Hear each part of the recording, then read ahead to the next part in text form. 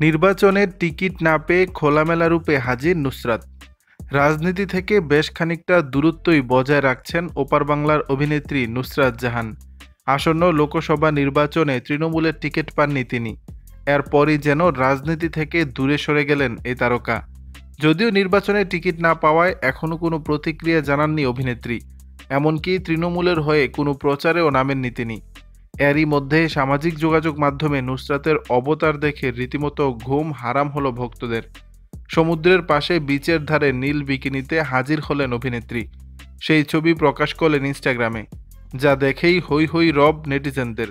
কারণ কাগজে কলমে এখনও বসিরহাটের সাংসদ নুসরাত, আর সাংসদের বোল্ড অবতার দেখেই যেন বাক্যহারা নেটিজেনরা। জানা গেছে স্বামী ইয়াশকে নিয়ে ঘুরতে গিয়েছিলেন নুসরাত। নির্বাচনে টিকিট না পেলেও যেন খোশ মেজাজেই রয়েছেন অভিনেত্রী। যদিও নুসরাত তৃণমূলের প্রার্থী না হতে পারা নিয়ে চলছে তুমুল আলোচনা। কেন নুসরাতকে প্রার্থী করা হলো না এবারে? সন্দেশখালিতে ইডি কেন্দ্রীয় বাহিনীর উপর হামলার পর থেকে সামনে আসে এলাকার বেতাজ বাদশাহ শেখ শাহজাহানের নাম। শোনা যায় এই শাহজাহানের বাহুবলেই ভোটে জিতে এসেছিলেন নুসরাত। অভিনেত্রীকে ভোটে জেতানোর ক্ষেত্রে বড় ভূমিকা নিয়েছিলেন তিনি। সে কারণেই কি তৃণমূল রিস্ক নিলেন না এবার, বাদ পড়লেন নুসরাত? রাজনৈতিক বিশেষজ্ঞদের ধারণা তেমনটাই।